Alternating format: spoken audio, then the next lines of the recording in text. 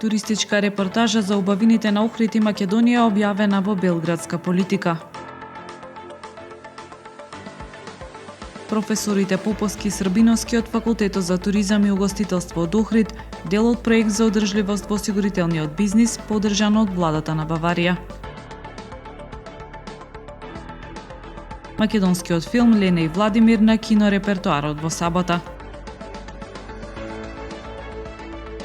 Следен предизвик пред ГРК Охрид е младиот тим на аеродром. Гладиаторите размислуваат само на победа.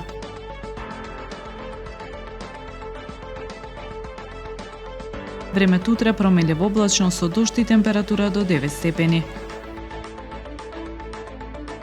Следевте една минута вести на Охрид Нјуз.